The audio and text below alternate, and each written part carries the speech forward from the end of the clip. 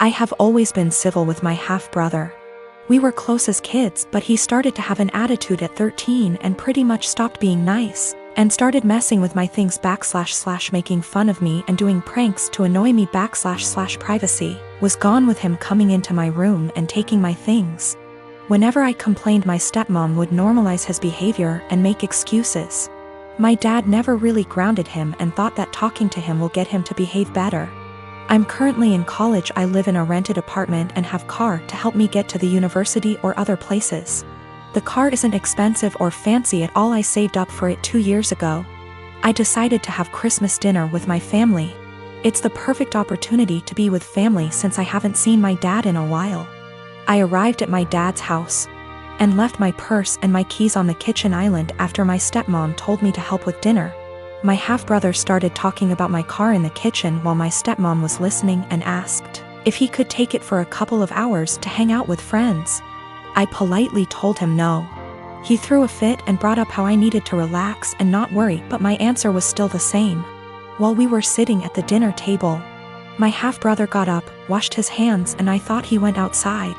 I got busy talking to my dad, and after I got up to wash my hands, I noticed my car keys weren't there. I went outside to ask him, and neither he nor my car were there. I lost it. I started calling his phone, but he hung up on me several times. I was furious. I told my dad I'd call the police if he didn't come back with the car. My stepmom jumped to defend him and said I was being unreasonable to call the police. I called him one last time, then I called the police. My stepmom freaked out when my half-brother got picked up by the police. She told me to go explain the situation to the authorities, otherwise he'd spend the night in jail. But I refused, especially since I still hadn't got my car back. Stepmom yelled that I ruined dinner and that it was no big deal. He was going to return it after borrowing it from me, but he didn't really borrow it, and she heard me say no. I don't know what she told the police, but I didn't give permission to use the car. My stepmom's side of family are mad at me for doing this to my brother and hinted that I don't consider him family. My dad's side of family sided with me, saying he deserved it. My dad said I overreacted and I shouldn't have called the police when he disappeared for 4 hours. I talked to the police about what happened, and I learned later that my stepmom said that her son was allowed to borrow it, and that it was a misunderstanding. I wasn't going to let her continue to lie, but my dad told me to back off and let it go. This really upset me. My half-brother wasn't even berated the way I was by the family. I am a 19-year-old man. On Thursday, a person I had a major crush on in high school, but who rejected me, messaged me out of the blue. She had never contacted me without my contacting her first.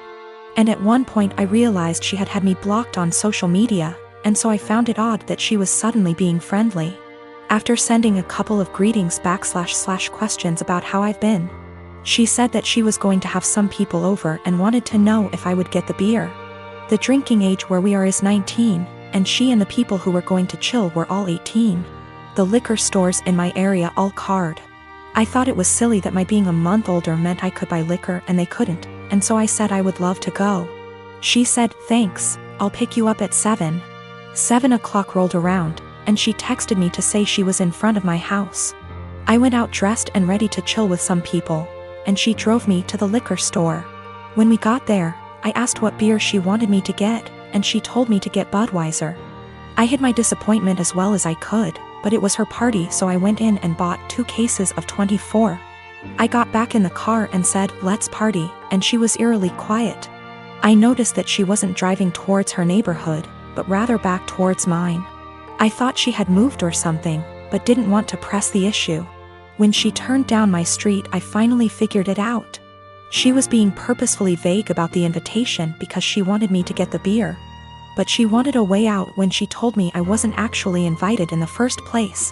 She stopped in front of my house, leaned over, kissed me on the cheek, and said, "Thanks," in her best voice. I deadpanned her and asked when she was going to tell me I wasn't invited. She feigned surprise and said that she never intended to invite me in the first place. I sat in silence for a long, awkward minute, picked up the beer, and walked towards my front door. She got out of her car and frantically tried to re-invite me to the party, but I told her that what she did was the most humiliating thing that ever happened to me. I opened my front door, slammed it a bit too hard, and came back to my room. My fiancé Ollie and I have been together for 4 years, living together for 2, recently got engaged.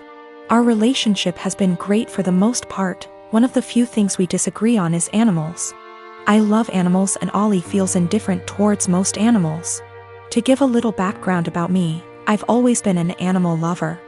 Throughout my childhood, my mom hated animals, especially dogs. My mom never let us have any pets, and she used to tell us that once we were adults we could have whatever animals we wanted. When I moved away for college, I lived on campus for 4 years, and therefore couldn't have any pets.